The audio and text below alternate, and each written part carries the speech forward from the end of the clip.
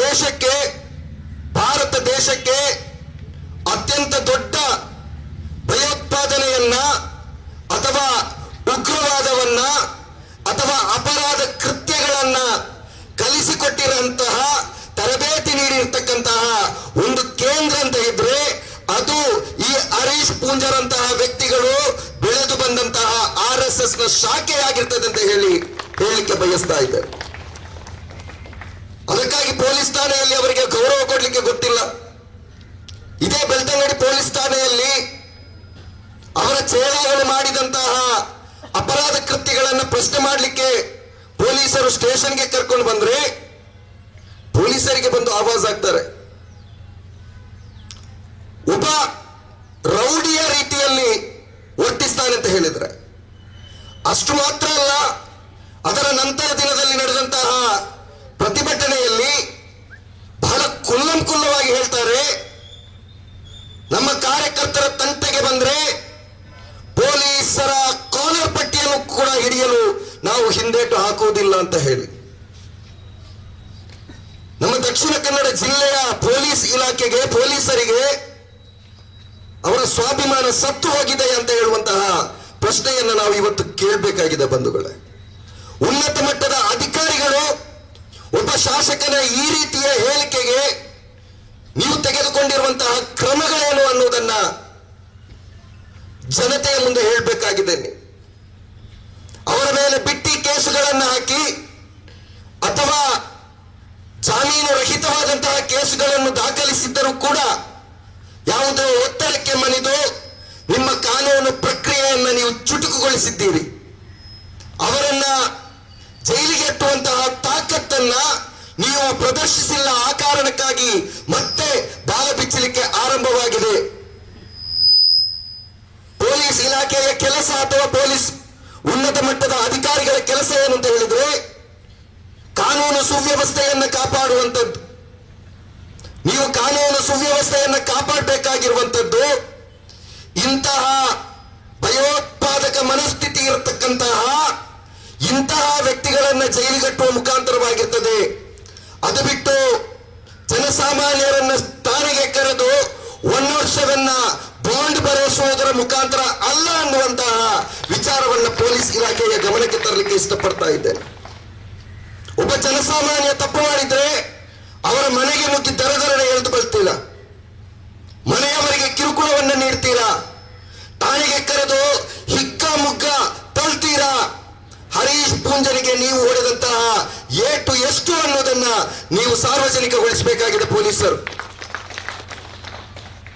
ಅಂದ್ರೆ ಈ ದೇಶದ ಕಾನೂನು ಪರಿಧಿ ಕೇವಲ ಜನಸಾಮಾನ್ಯರಿಗೆ ಮಾತ್ರ ಅನ್ವಯವಾಗುವುದಾ? ಬಡ ಮಕ್ಕಳಿಗೆ ಮಾತ್ರ ನಿಮ್ಮ ಪೊಲೀಸರ ಲಾಠಿಯ ದರ್ಪ? ಒಬ್ಬ ಶಾಸಕನಿಗೆ ಅಥವಾ ಸಂಘ ಪರಿವಾರದಿಂದ ಬೆಳೆದು ಬಂದವನಿಗೆ ನಿಮ್ಮ ಲಾಠಿ ಅದು ಮೇಲೆ ಹೋಗುವುದಿಲ್ವಾ? ಇಂತಹ ಪ್ರಶ್ನೆಗಳನ್ನು ನಾವು ನಿಮ್ಮ ಮುಂದೆ ಕೇಳಬೇಕಾಗಿದೆ. ಯಾಕೆಂತ ಹೇಳಿದ್ರೆ ನಿಮಗೆ ಈ ದೇಶದ ಸಂವಿಧಾನ ನೀಡಿರ್ತಕ್ಕಂತಹ ಆ ಒಂದು ವ್ಯವಸ್ಥೆಯಡಿ, ಆ ಒಂದು ಕಾನೂನು ರೀತಿಯಲ್ಲಿ ನೀವು ಅವನನ್ನು ನಡೆಸಿಕೊಂಡಿಲ್ಲ. ಆ ಕಾರಣಕ್ಕಾಗಿ ಮತ್ತೆ ಬಾಲ ಬಿಚ್ಚುತ್ತಾ ಇದ್ದಾರೆ. ಇದು ಒಬ್ಬ ಹರೀಶ್ ಪೂಂಜರ ಕಥೆಯಲ್ಲ. CT ರವಿ ಆಗಿರಬಹುದು, ಈಶ್ವರಪ್ಪ ಆಗಿರಬಹುದು, ಸುನೀಲ್ ಕುಮಾರ್ ಆಗಿರಬಹುದು, ಶೋಭಾ ಕರಂದ್ಲಾಜೆ ಅವರಾಗಿರಬಹುದು, ಇವರ ದಿನಂಪ್ರತಿಯ ಕೆಲಸ ಇದೆ. ಧರ್ಮಗಳ ಮಧ್ಯೆ ಬಿರುಕನ್ನು ಮೂಡಿಸುವಂತಹ, ಕೋಮು ಉದ್ವೇಷವನ್ನ ಉಂಟು ಮಾಡುವಂತಹ, ಕೋಮು ಸೌಹಾರ್ದತೆಗೆ ಧಕ್ಕೆಯನ್ನು ಉಂಟು ಮಾಡುವಂತಹ ಹೇಳಿಕೆಗಳನ್ನ ನೀಡುತ್ತಾ ಜನರಲ್ಲಿ ಪ್ರಚೋದಿಸಲ್ಪಡುತ್ತಾ ಅನಂತರ ಇಲ್ಲಿ ಒಂದು ದೊಡ್ಡ ಕೋಮು ಗಲಭೆ ಸೃಷ್ಟಿಯಾಗಿ ಹಿಂದೂ ಮುಸ್ಲಿಂ ಅನ್ನುವಂತಹ ಡಿವೈಡ್ ಆಗಿ ಅದರ ಮುಖಾಂತರ ರಾಜಕೀಯ ಲಾಭವನ್ನ ಪಡೆಯುವಂತಹ ಒಂದು ಪ್ರಕ್ರಿಯೆ ಈ ದೇಶದಲ್ಲಿ ಮತ್ತು ರಾಜ್ಯದಲ್ಲಿ, ವಿಶೇಷವಾಗಿ ದಕ್ಷಿಣ ಕನ್ನಡ ಜಿಲ್ಲೆಯಲ್ಲಿ ಅವ್ಯಾಹತವಾಗಿ ನಡೆಯುತ್ತಾ ಇದೆ. ಇವರ ಇಂತಹ ಮನಸ್ಥಿತಿಗೆ ಬಲಿಯಾದಂತಹ ಜೀವಗಳೆಷ್ಟು? ಹಿಂದುಳಿದ ವರ್ಗದ ಸಮುದಾಯದ ಅದೆಷ್ಟೋ ಜೀವಗಳು ಇಲ್ಲಿ ಬಲಿಯಾದವು. ಅಲ್ಪಸಂಖ್ಯಾತ ಸಮುದಾಯದ ಅದೆಷ್ಟೋ ಜೀವಗಳು ಇವರ ಈ ಕೋಮು ವೈಷಮ್ಯಕ್ಕೆ ಬಲಿಯಾಯಿತು. ಅಂದ್ರೆ ಈ ಎಲ್ಲ ಗಲಭೆಗಳಿಗೆ ಕಾರಣ ಇವರಂತ ಆಗುವಾಗ ನೀವು ಯಾಕೆ ಸಣ್ಣ ಪುಟ್ಟ ಬಡ ಮಕ್ಕಳ ಮೇಲೆ ನಿಮ್ಮ ಬ್ರಹ್ಮಾಸ್ತ್ರವನ್ನ ಬಿಡ್ತೀರ. ನೀವು ಗುಬ್ಬಿಯ ಮೇಲೆ ಬ್ರಹ್ಮಾಸ್ತ್ರವನ್ನ ಮಾಡ್ತಾ ಇದ್ದೀರಾ. ಇಂತಹ ಕಟುಕರ ಮೇಲೆ ನಿಮ್ಮ ಬ್ರಹ್ಮಾಸ್ತ್ರವನ್ನ ಉಪಯೋಗಿಸಿ ಈ ದೇಶದ ಕಾನೂನು, ಈ ದೇಶದ ಸಂವಿಧಾನ, ಈ ದೇಶದ ವ್ಯವಸ್ಥೆಯ ಬಗ್ಗೆ ಜಗತ್ತಿನಲ್ಲಿ ಒಂದು ಅತ್ಯುತ್ತಮವಾದಂತಹ ಸಂದೇಶವನ್ನು ರವಾನೆ ಮಾಡಬೇಕಾದಂತಹ ಕೆಲಸ ಈ ಜಿಲ್ಲೆಯ ಉನ್ನತ ಅಧಿಕಾರಿಗಳಿಗೆ ಇದೆ ಅನ್ನುವುದನ್ನ ನೆನಪಿಸ್ತೇನೆ. ಆ ಸಂದರ್ಭದಲ್ಲಿ ಮಾತ್ರ ಇಲ್ಲಿ ನ್ಯಾಯ ನೆಲೆಗೊಳ್ಳುತ್ತದೆ. ನ್ಯಾಯ ನೆಲೆಗೊಳ್ಳದಿದ್ದರೆ ಅಶಾಂತಿ ಉಂಟಾಗ್ತದೆ. ಈ ಅಶಾಂತಿಗೆ ಕಾರಣ ಪೊಲೀಸ್ ಇಲಾಖೆ ಮತ್ತು ಈ ಪೂಂಜನಂತರ ವ್ಯಕ್ತಿಗಳು ಅಂತ ಹೇಳಲಿಕ್ಕೆ ನಾನು ಬಯಸ್ತಾ ಇದ್ದೇನೆ. ನಮ್ಮ ಪ್ರತಿಭಟನೆಯ ಇವತ್ತಿನ ಉದ್ದೇಶ ಬೋಳಿಯಾರು ಮಸೀದಿಯ ಮುಂಭಾಗದಲ್ಲಿ ನಡೆದಂತಹ ಒಂದು ಅಹಿತಕರ ಘಟನೆ. ಬೋಳಿಯಾರು ಮಸೀದಿಯ ಮುಂಭಾಗದ ಆ ಒಂದು ಅಹಿತಕರ ಘಟನೆಗೆ ಯಾರು ಮೂಲ ಕಾರಣಕರ್ತರು? ವಿಜಯೋತ್ಸವದ ನೆಪದಲ್ಲಿ ಬಂದು ಮಸೀದಿಯ ಮುಂಭಾಗದಲ್ಲಿ ಅಶ್ಲೀಲವಾದಂತಹ ಘೋಷಣೆಗಳನ್ನ, ಅಸಂಬದ್ಧವಾದಂತಹ ಘೋಷಣೆಗಳನ್ನ, ಅಲ್ಲಿ ನೆರೆದಿರ್ತಕ್ಕಂತಹ ಮುಸಲ್ಮಾನರನ್ನ ಉದ್ದೇಶಿಸಿ ಪಾಕಿಸ್ತಾನಿಗಳು ಅಂತ ಹೇಳಿ ಪ್ರಚೋದನೆ ನೀಡಿದಂತಹ ಆ ಒಂದು ವಿಜಯೋತ್ಸವಕ್ಕೆ ಮೂಕ ಪ್ರೇಕ್ಷಕರಾಗಿ ನಿಂತಹ ನಮ್ಮ ಪೊಲೀಸ್ ಇಲಾಖೆ, ಅವೆಲ್ಲವೂ ನಡೆದ ನಂತರ ಅಲ್ಲಿಯ ಜನರು ತಾಳ್ಮೆಯಿಂದಲೇ ಇದ್ರು. ಯಾರು ತಾಳ್ಮೆಯನ್ನು ಕಳೆದುಕೊಂಡಿಲ್ಲ. ವಿಜಯೋತ್ಸವ ರ್ಯಾಲಿ ಮುಂದೆ ಹೋಯಿತು. ಅದೆಲ್ಲ ನಡೆದ ನಂತರವೂ ಕೂಡ ಕೆಲವು ಪುಂಡ ಪುಕ್ಕಾರಿಗಳು ಮತ್ತೆ ಅವರ ಆರ್ಭಟವನ್ನು ಶುರು ಮಾಡಿದ್ದಾರೆ. ಸಹಜವಾಗಿ ಇಂತಹ ನೋವಿನ ಮೇಲೆ, ಅವಮಾನಗಳ ಮೇಲೆ ಮತ್ತೆ ಅವಮಾನಗಳು ಸಹಿಸಲಿಕ್ಕೆ ಸಾಧ್ಯ ಇಲ್ಲದಂತಹ ಮನುಷ್ಯರು ಅದಕ್ಕೆ ಪ್ರತಿಕ್ರಿಯೆ ನೀಡುವುದು ಸಹಜ. ರೆಟ್ಟೆಯಲ್ಲಿ ಬಲೆಯಲ್ಲಿರ್ತಕ್ಕಂತಹ ಕೆಲವು ಯುವಕರು ಸಹಜವಾದಂತಹ ಪ್ರಕ್ರಿಯೆಯನ್ನ ಬೋಳಿಯಾರ್ನಲ್ಲಿ ಮಾಡಿದ್ದಾರೆ ಅಷ್ಟೇ. ಬೋಳಿಯಾರ್ನಲ್ಲಿ ಬೇರೆ ಏನು ನಡೆಯಲಿಲ್ಲ. ಒಂದು ಸಹಜವಾದಂತಹ ಪ್ರಕ್ರಿಯೆಯನ್ನು ಇಟ್ಟುಕೊಂಡು ಇವರು ಇಷ್ಟೆಲ್ಲ ರಂಪಾಟ ಮಾಡ್ತಾ ಇದ್ದಾರೆ. ಇವರಿಗೆ ಮಸೀದಿಯಲ್ಲಿ ಶಸ್ತ್ರಾಸ್ತ್ರಗಳ ಸಂಗ್ರಹದ ಕನಸು ಬಿದ್ದಿದೆ. ಯಾಕೆಂತ ಹೇಳಿದರೆ ಇವರ ಶಾಖೆಗಳಲ್ಲಿ, RSS ಕಚೇರಿಗಳಲ್ಲಿ, ಸಂಘ ನಿಕೇತನಗಳಲ್ಲಿ, RSS ನ ಅಧೀನದಲ್ಲಿರ್ತಕ್ಕಂತಹ ಭಜನಾ ಮಂದಿರಗಳಲ್ಲಿ ಇವರೆಲ್ಲ ನಡೆದಾಡುವಾಗ ಕಾಣುವುದು ಆ ಶಸ್ತ್ರಾಸ್ತ್ರಗಳೇ. ಅದಕ್ಕಾಗಿ ಇವರಿಗೆ ಅದರ ಯೋಚನೆಗಳು ಅವಾಗವಾಗ ಬರ್ತದೆ. ಹರೀಶ್ ಪೂಂಜಾ, ನಿನ್ನನ್ನು ಮತ್ತು ನಿನ್ನ ಪಟ್ಟಾಳಮನ್ನ ಸದೆ ಬರೆಯಲಿಕ್ಕೆ ಸೋಷಿಯಲ್ ಡೆಮೋಕ್ರಾಟಿಕ್ ಪಾರ್ಟಿ ಆಫ್ ಇಂಡಿಯಾಕ್ಕೆ ಅಥವಾ ಮುಸ್ಲಿಂ ಸಮುದಾಯಕ್ಕೆ ಯಾವುದೇ ಶಸ್ತ್ರಾಸ್ತ್ರಗಳ ಅವಶ್ಯಕತೆ ಇಲ್ಲ ಅಂತ ನಾನು ನಿನಗೆ ನೆನಪಿಸಿಕೊಳ್ತಾ ಇದ್ದೇನೆ. ನಿಮ್ಮನ್ನ ಸದೆ ಬರೆಯಲಿಕ್ಕೆ ಶಸ್ತ್ರಾಸ್ತ್ರಗಳ ಅವಶ್ಯಕತೆ ಇಲ್ಲ. ಒಂದು ವೇಳೆ ನಿಮ್ಮ ಅಟ್ಟಹಾಸ ಎಲ್ಲಿಯಾದ್ರೂ ಎಲ್ಲ ಮೀರಿ ಶಸ್ತ್ರಾಸ್ತ್ರವನ್ನ ಉಪಯೋಗಿಸಬೇಕಾಗಿ ಬಂದ್ರು ಅದನ್ನ ಯಾವ ರೀತಿ ತಯಾರಿಸಬೇಕು ಅಂತ ಹೇಳುವಂಥದ್ದು ಕೂಡ ನಮಗೆ ಚೆನ್ನಾಗಿ ಗೊತ್ತಿದೆ. ಅದನ್ನ ಮಸೀದಿಯ ತನಕ ಕೊಂಡೋಗುವಂತಹ ಅವಶ್ಯಕತೆ ನಮಗೆ ಇಲ್ಲ. ಬಹಳ ಕರಾರುವಕ್ಕಾಗಿ ನಾವು ಹೇಳ್ತಾ ಇದ್ದೇವೆ, ಈ ಜಿಲ್ಲೆಯ ಶಾಂತಚಿತ್ತ ಜನತೆಯ, ಅಲ್ಪಸಂಖ್ಯಾತ ಸಮುದಾಯದ ಜನತೆಯ ತಾಳ್ಮೆಯನ್ನ ನೀವು ಪದೇ ಪದೇ ಪರೀಕ್ಷಿಸ್ತಾ ಇದ್ದೀರಾ. ಪೊಲೀಸರು ಮೂಕ ಪ್ರೇಕ್ಷಕರಾಗ್ತಾ ಇದ್ದೀರಾ. ಹರೀಶ್ ಪೂಂಜಾ ನೀಡಿದಂತಹ ಹೇಳಿಕೆ ಈ ದೇಶದ ಸಂವಿಧಾನಕ್ಕೆ ವಿರುದ್ಧವಾದಂತಹ ಹೇಳಿಕೆ. ಈ ದೇಶದ ಕಾನೂನಿನ ಪ್ರಕಾರ ಕಾನೂನು ಕ್ರಮ ಕೈಗೊಳ್ಳಬೇಕಾದಂತಹ ಹೇಳಿಕೆ ನೀಡಿ 3 ದಿನ ಕಳೆದರೂ ಕೂಡ ಇನ್ನೂ ಕೂಡ ಪೊಲೀಸ್ ಇಲಾಖೆ ಕಾನೂನು ಕ್ರಮದ ಬಗ್ಗೆ ಚಿಂತನೆಯನ್ನ ಮಾಡ್ತಾ ಇಲ್ಲ ಅಂತ ಹೇಳುವಾಗ ನಮ್ಮಂತಹ ಸಾಮಾಜಿಕ ಕಳಕಳಿ ಇರ್ತಕ್ಕಂತಹ ರಾಜಕೀಯ ಪಕ್ಷಗಳು ಅನಿವಾರ್ಯವಾಗಿ ಬೀದಿಗೆ ಇಳಿಬೇಕಾಗ್ತದೆ. ಅದನ್ನ ಇವತ್ತು social democratic party of India Belthangady ತಂಡ ಮಾಡ್ತಾ ಇದೆ. ಮುಂದಿನ ದಿನಗಳಲ್ಲಿ ಇನ್ನೂ ಕೂಡ ನೀನು ಕಾನೂನು ಕ್ರಮಕ್ಕೆ ಪೊಲೀಸ್ ಇಲಾಖೆ ಸಜ್ಜಾಗದಿದ್ರೆ ಜಿಲ್ಲಾದ್ಯಂತ ನಾವು ಈ ಹೋರಾಟವನ್ನ ಮುಂದುವರಿಸಬೇಕಾಗ್ತದೆ ಅನ್ನುವಂತಹ ಎಚ್ಚರಿಕೆಯನ್ನು ಕೂಡ ಈ ಸಂದರ್ಭದಲ್ಲಿ ನೀಡಲಿಕ್ಕೆ ಬಯಸ್ತಾ ಇದ್ದೇನೆ. ಬೋಳಿಯಾರು ಘಟನೆಯನ್ನ ಇಟ್ಟುಕೊಂಡು ಇವತ್ತು ಪೊಲೀಸ್ ಇಲಾಖೆ ಮುಸ್ಲಿಂ ಸಮುದಾಯದ ಮನೆಗಳನ್ನ ಬೇಟೆಯಾಡ್ತಾ ಇದೆ. ಅವರ ಮನೆಗೆ ಹೋಗಿ ಕಿರುಕುಳವನ್ನ ನೀಡಲಾಗ್ತದೆ. ಮುಸ್ಲಿಂ ಮಹಿಳೆಯರನ್ನ ಬೆಳಗ್ಗೆ ಸಾಯಂಕಾಲದವರೆಗೆ ಠಾಣೆಯಲ್ಲಿ ಕೂರಿಸುವಂತಹ ಅವರಿಗೆ ಒಂದು ಹೊತ್ತಿನ ತುತ್ತನ್ನು ಕೂಡ ನೀಡದೆ ಬೆಳಿಗ್ಗೆಯಿಂದ ರಾತ್ರಿವರೆಗೆ ಅವರನ್ನ ಸ್ಟೇಷನ್ ಅಲ್ಲಿ ನೀವು ಕೂರಿಸಿದ್ದೀರಿ. ಇದು ಕರ್ನಾಟಕ ಪೊಲೀಸ್ ಆಕ್ಟ್ ನ ಯಾವ ಆಕ್ಟ್ ನಲ್ಲಿ ಬರ್ತದೆ ಈ ರೀತಿ ಅಮಾಯಕರನ್ನ ನೀವು ಸ್ಟೇಷನ್ ನಲ್ಲಿ ಪೂರ್ತಿ ಒಂದು ದಿನ ಕೂರಿಸುವಂತದ್ದು? ಅಮಾಯಕ ಯುವಕರನ್ನ 3 ದಿನಗಳ ಕಾಲ ನಿಮ್ಮ ಸ್ಟೇಷನ್ ನಲ್ಲಿ ನೀವು ಅಕ್ರಮ ಬಂಧನದಲ್ಲಿ ಇಟ್ರಿ. ಯಾವ ಕಾನೂನಿನಲ್ಲಿದೆ? ಒಂದು ಬಂಧಿಸಲ್ಪಟ್ಟಂತಹ ವ್ಯಕ್ತಿಯನ್ನ 24 ಗಂಟೆಯ ಒಳಗಡೆ ನೀವು ನ್ಯಾಯಾಲಯಕ್ಕೆ ಹಾಜರುಪಡಿಸಬೇಕು. ತಪ್ಪಿದ್ದಲ್ಲಿ ಅವನ ಹೇಳಿಕೆಯನ್ನು ಪಡೆದು ಅವರನ್ನ ಮರುದಿನ ಮತ್ತೆ ವಿಚಾರಣೆಗಾಗಿ ಕರೆಯಿಸಿಕೊಳ್ಬೇಕು. ಈ 2 ನಿಯಮಗಳನ್ನು ಕೂಡ ನೀವು ಪಾಲಿಸಿಲ್ಲ.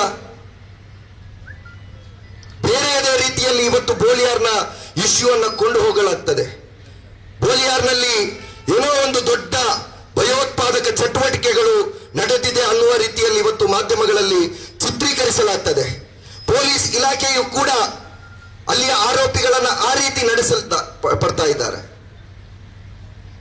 ಅತ್ಯಾಧುನಿಕವಾದಂತಹ ಸೌಲಭ್ಯಗಳಿರ್ತಕ್ಕಂತಹ ಈ ಕಾಲಘಟ್ಟದಲ್ಲಿ ಸಿಸಿಟಿವಿ ಇದೆ, ಮೊಬೈಲ್ ಫುಟೇಜ್ಗಳು, ಸಿಸಿಟಿವಿಯ ಫುಟೇಜ್ಗಳಿದೆ, ಮೊಬೈಲ್ನ ವಿಡಿಯೋಗಳಿದೆ. ಆಕಸ್ಮಿಕವಾದಂತಹ ಆ ಘಟನೆಯಲ್ಲಿ ಯಾರೆಲ್ಲ ಭಾಗಿಯಾಗಿದ್ದಾರೋ ಅವರ ಮುಖಗಳು ಬಹಳ ಸ್ಪಷ್ಟವಾಗಿ ಗೋಚರಿಸ್ತಾ ಇದೆ. ಯಾರು ಕೂಡ ಮುಖಕ್ಕೆ ಬಟ್ಟೆ ಕಟ್ಟಿಕೊಂಡವರಲ್ಲ ಅಥವಾ ಒಂದು ಷಡ್ಯಂತ್ರ ಮಾಡಿದಂತಹ ಘಟನೆಯಲ್ಲ. ಆದ್ರೂ ಕೂಡ ವಿಚಾರಣೆಯ ನೆಪದಲ್ಲಿ ನೀವು ಅವರನ್ನ ಕಸ್ಟಡಿಗೆ ತೆಗೆದುಕೊಳ್ತೀರಾ, ಅಮಾಯಕರುಗಳನ್ನ ಸ್ಟೇಷನ್ ಅಲ್ಲಿ ಕೂರಿಸ್ತೀರಾ. ಅದೇ ರೀತಿ ಅಲ್ಲಿ ಅಂಗಡಿಗಳಿಗೆ ಏನೋ ಖರೀದಿ ಮಾಡಲಿಕ್ಕೆ ಬಂದಂತಹ ವ್ಯಕ್ತಿಗಳನ್ನು ಕೂಡ ನೀವು ಜೈಲಿನಲ್ಲಿ ಇರಿಸ್ತೀರಾ. ಇದು ಯಾವ ಕ್ರಮ? ಹಾಗಾದರೆ ದಕ್ಷಿಣ ಕನ್ನಡ ಜಿಲ್ಲೆಯಲ್ಲಿ ಇದಕ್ಕಿಂತ ಮೊದಲು ನಡೆದಂತಹ ಇಂತಹ ಹಲವಾರು ಪ್ರಕರಣಗಳಿದೆ. ಆ ಪ್ರಕರಣಗಳಲ್ಲಿ ಯಾಕಾಗಿ ಪೊಲೀಸ್ ಇಲಾಖೆಯ ಪ್ರಕ್ರಿಯೆಗಳು ಈ ರೀತಿ ನಡೆದಿಲ್ಲ ಅನ್ನುವುದನ್ನು ನಾವು ಪ್ರಶ್ನೆ ಮಾಡಬೇಕಾಗ್ತದೆ. ಅಂದ್ರೆ ಹರೀಶ್ ಪೂಂಜಾರ ತಂಡ ಅಥವಾ ಸಂಘ ಪರಿವಾರ ಮತ್ತು ಪೊಲೀಸ್ ಇಲಾಖೆ ದಕ್ಷಿಣ ಕನ್ನಡ ಜಿಲ್ಲೆಯಲ್ಲಿ ವಿಲೀನವಾಗಿದೆಯಾ? ದಕ್ಷಿಣ ಕನ್ನಡ ಜಿಲ್ಲೆಯಲ್ಲಿ ಒಟ್ಟು 8 ವಿಧಾನಸಭಾ ಕ್ಷೇತ್ರಗಳು, 2ರಲ್ಲಿ ಕಾಂಗ್ರೆಸ್ ವಿಜಯಿಯಾಗಿದೆ, 6ರಲ್ಲಿ ಬಿಜೆಪಿ ವಿಜಯಿಯಾಗಿದೆ. ಆದ್ರೆ ದುರಂತ ಏನಂತ ಹೇಳಿದ್ರೆ 8ಕ್ಕೆ 8 ಶಾಸಕರು ಕೂಡ ಬಿಜೆಪಿಯ ಬೆಂಬಲಿಗರು ಅಥವಾ ಸಂಘ ಪರಿವಾರದ ಪ್ರೇಮವನ್ನ ಹೊಂದಿರತಕ್ಕಂತಹ ವ್ಯಕ್ತಿಗಳು. ಒಟ್ಟಾರೆಯಾಗಿ ಸಂಘ ಪರಿವಾರಕ್ಕೆ ಸಾಂತ್ವನವನ್ನ ನೀಡಲಿಕ್ಕೆ, ಸಂಘ ಪರಿವಾರವನ್ನ ಓಲೈಸಲಿಕ್ಕೆ, ಸಂಘ ಪರಿವಾರವನ್ನ ಸಮಾಧಾನ ಮಾಡಲಿಕ್ಕೆ, ಅವರ ಎಲ್ಲ ಅಪರಾಧಗಳನ್ನ ಅಕ್ರಮ ಚಟುವಟಿಕೆಗಳನ್ನ ಬೆಂಬಲಿಸಲಿಕ್ಕೆ ಜಿಲ್ಲೆಯ 8ಕ್ಕೆ 8 ಶಾಸಕರು ಕೂಡ ಅವರ ಜೊತೆ ಇದ್ದಾರೆ ಅನ್ನುವುದನ್ನ ಈ ಜಿಲ್ಲೆಯ ಜನತೆ ಅರ್ಥ ಮಾಡಿಕೊಳ್ಬೇಕು. ದಕ್ಷಿಣ ಕನ್ನಡ ಜಿಲ್ಲೆಯಲ್ಲಿ ಕಾಂಗ್ರೆಸ್ ಮತ್ತು ಬಿಜೆಪಿಗೆ ಹೆಚ್ಚಿನ ವ್ಯತ್ಯಾಸಗಳಿಲ್ಲ ಅಂತ ಹೇಳಿ ಅವರೇ ಪತ್ರಿಕಾಗೋಷ್ಠಿಯನ್ನು ಕರೆದು ಸಾಬೀತುಪಡಿಸ್ತಾ ಇದ್ದಾರೆ. ಅದಕ್ಕಾಗಿ ಹರೀಶ್ ಪೂಂಜಾನಂತಹ ವ್ಯಕ್ತಿಗಳು ಅವರ ಬಾಲವನ್ನ ಬಿಚ್ಚುತ್ತಾ ಇದ್ದಾರೆ. ಇಲ್ಲಿಯ ಸರ್ಕಾರ ಅವರಿಗೆ ಏನು ಮಾಡುವುದಿಲ್ಲ, ಅದಕ್ಕೆ ಬದಲಾಗಿ ರಕ್ಷಣೆಯನ್ನ ನೀಡ್ತದೆ ಅನ್ನುವಂತಹ ಖಾತರಿಯಾಗಿರುತ್ತದೆ. ಈ ಖಾತರಿಯನ್ನ ನಮಗೆ ಈ ದೇಶದ ಸಂವಿಧಾನ ನೀಡಿರ್ತಕ್ಕಂತಹ ಆ ಒಂದು ಹಕ್ಕಿನ ಮುಖಾಂತರ ಈ ಖಾತರಿಯನ್ನ ನಾವು ಮುರಿಬೇಕಾಗಿದೆ ಬಂಧುಗಳೇ. ನಮ್ಮ ರಾಜಕೀಯ ಶಕ್ತಿಯನ್ನ, ನಮ್ಮ ಹೋರಾಟದ ಶಕ್ತಿಯನ್ನ ಇಂತಹ ಸಂಘ ಪರಿವಾರದ ಆ ಒಂದು ದುಷ್ಟ ಮನಸ್ಸುಗಳನ್ನ ಸೋಲಿಸುವುದರ ಮುಖಾಂತರ, ಅವರಿಗೆ ರಾಜಕೀಯ ಹಿನ್ನಡೆಯನ್ನ ಮಾಡುವುದರ ಮುಖಾಂತರ ನಾವು ಈ ನಡೆಯನ್ನ ನಿಲ್ಲಿಸಬೇಕಾಗಿದೆ. ಹರೀಶ್ ಪೂಂಜಾರ ವಿರುದ್ಧ ರಾಜ್ಯಪಾಲರಿಗೆ ಮತ್ತು ರಾಜ್ಯ ಹೈಕೋರ್ಟ್ಗಳಿಗೆ ನಾವು ಸ್ವಯಂ ಪ್ರೇರಿತವಾಗಿ ಪೋಸ್ಟ್ ಕಾರ್ಡ್ ಅನ್ನ ಅಥವಾ ಪತ್ರವನ್ನ ರವಾನಿಸುವಂತಹ ಕೆಲಸವನ್ನ ಮಾಡಬೇಕಾಗಿದೆ. ನಿರಂತರವಾದಂತಹ ಪತ್ರಗಳು ರಾಜ್ಯ ಹೈಕೋರ್ಟ್ಗೆ ಇವರ ಶಾಸಕತ್ವವನ್ನ ರದ್ದುಪಡಿಸುವವರೆಗೂ ಕೂಡ ಎಷ್ಟು ಉನ್ನತ ಮಟ್ಟದ ಅಧಿಕಾರಗಳಿದೆ, ಎಷ್ಟು ಉನ್ನತ ಮಟ್ಟದ ಸಂಸ್ಥೆಗಳಿದೆ, ಅಲ್ಲೆಲ್ಲಕ್ಕೂ ಕೂಡ ನೀವು ಬರೀಬೇಕು. ಇಲ್ಲಿ ಸೇರ್ತಕ್ಕಂತಹ ಒಬ್ಬೊಬ್ಬ ಪ್ರತಿಭಟನಾಕಾರರು ಕೂಡ ಹರೀಶ್ ಪೂಂಜನ ಶಾಸಕತ್ವದ ರದ್ದತಿಗಾಗಿ ಒಂದು ಸುದೀರ್ಘವಾದಂತಹ ಅಭಿಯಾನವನ್ನ ಕೈಗೊಳ್ಳಬೇಕಾಗಿದೆ. ಒಂದು ಸಣ್ಣ ಪ್ರತಿಭಟನೆ ಮಾಡುವುದರ ಮುಖಾಂತರ ಇದಕ್ಕೆ ಪೂರ್ಣ ವಿರಾಮವನ್ನ ಹಾಕಬಾರದು.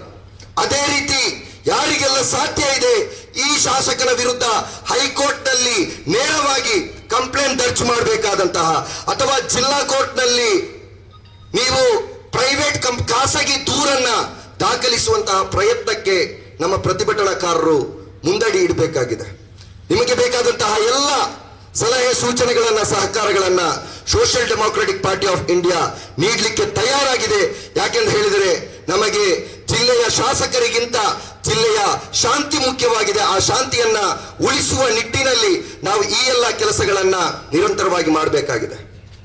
ಅದೇ ರೀತಿ ಇವತ್ತು ಒಂದು ಮಸೀದಿಯ ಬಗ್ಗೆ ತುಚ್ಛವಾಗಿ ಮಾತನಾಡಿದಂತಹ ಶಾಸಕನ ವಿರುದ್ಧ ನಮ್ಮ ಮಸೀದಿಯ ಆಡಳಿತ ಸಮಿತಿಗಳು ಅತ್ಯಂತ ಯೋಜನಾಬದ್ಧವಾದಂತಹ ಪ್ರಬುದ್ಧತೆಯ ತೀರ್ಮಾನವನ್ನು ಕೂಡ ನೀವುಗಳು ಕೈಗೊಳ್ಳಬೇಕಾಗಿದೆ. ಇಂತಹ ಘಟನೆಗಳು ಇದು ಮೊದಲಲ್ಲ, ಇದಕ್ಕಿಂತ ಹಿಂದೆಯೂ ನಡೆದಿದೆ, ಇನ್ನು ಮುಂದೆಯೂ ನಡೆಯುವಂತಹ ಸಾಧ್ಯತೆ ಇದೆ, ಅದು ಹೆಚ್ಚಾಗುವಂತಹ ಸಾಧ್ಯತೆ ಇದೆ. ಆದ್ದರಿಂದ ಕಾನೂನಿನ ಚೌಕಟ್ಟಿನ ಒಳಗಡೆ ಒಂದು ಸಮಿತಿಯನ್ನ ಪ್ರತಿಯೊಂದು ಮಸೀದಿಯಲ್ಲೂ ಕೂಡ ಕಾನೂನಾತ್ಮಕವಾಗಿ ಯಾವ ರೀತಿ ಇದನ್ನು ಎದುರಿಸಬಹುದು ಅನ್ನುವಂತಹ ಯೋಚನೆ ಮಾಡುವಂತಹ ಒಂದು ಸಮಿತಿಯನ್ನ ಪ್ರತಿಯೊಂದು ಮಸೀದಿ ಮಟ್ಟದಲ್ಲಿ, ಜಮಾತ್ ಮಟ್ಟದಲ್ಲಿ ಮುಂದಿನ ದಿನಗಳಲ್ಲಿ ನಾವೆಲ್ಲರೂ ಒಗ್ಗಟ್ಟಾಗಿ ಮಾಡುವುದರ ಮುಖಾಂತರ ಇಂತಹ ಕ್ರಿಮಿಗಳನ್ನ, ಇಂತಹ ಸಮಾಜವಾದ ಸ್ವಾಸ್ಥ್ಯವನ್ನ ಕದಡುವಂತಹ ಇಂತಹ ವ್ಯಕ್ತಿಗಳ ವಿರುದ್ಧ ಕಾನೂನಿನ ಹೋರಾಟದ ಭಯವನ್ನ ಹುಟ್ಟಿಸಬೇಕಾಗಿದೆ. ಆ ನಿಟ್ಟಿನಲ್ಲಿ ಇವತ್ತು ನಡೆಸ್ತಿರ್ತಕ್ಕಂತಹ ಈ ಒಂದು ಸಾಂಕೇತಿಕವಾದಂತಹ ಪ್ರತಿಭಟನೆ ಬಹಳ ಮಹತ್ವಪೂರ್ಣವಾಗಿರ್ತದೆ ಅಂತ ಹೇಳಿ ಈ ಸಂದರ್ಭದಲ್ಲಿ ಹೇಳುತ್ತಾ, ಖಂಡಿತವಾಗಿಯೂ ಯಾರು ನಿರಾಶರಾಗಬೇಕಾದಂತಹ ಅವಶ್ಯಕತೆ ಇಲ್ಲ. ನಾವೆಲ್ಲರೂ ಆತ್ಮಸ್ಥೈರ್ಯದೊಂದಿಗೆ, ಆತ್ಮವಿಶ್ವಾಸದೊಂದಿಗೆ ಈ ಒಂದು ಹೋರಾಟದ ರಾಜಕೀಯವನ್ನ ಮುಂದುವರಿಸುತ್ತಲೇ ಇರೋಣ. ಮುಂದಿನ ದಿನಗಳಲ್ಲಿ ನಮ್ಮ ಈ ಒಂದು ಹೋರಾಟದ ಫಲವಾಗಿ ಈ ಜಿಲ್ಲೆಯಲ್ಲಿ ರಾಜಕೀಯ ಬದಲಾವಣೆಯ ಸಹಿತ ಈ ಒಂದು ಜಿಲ್ಲೆಯಲ್ಲಿ ಶಾಂತಿಯೂ ಕೂಡ ನೆಲೆಗೊಳ್ಳುತ್ತದೆ.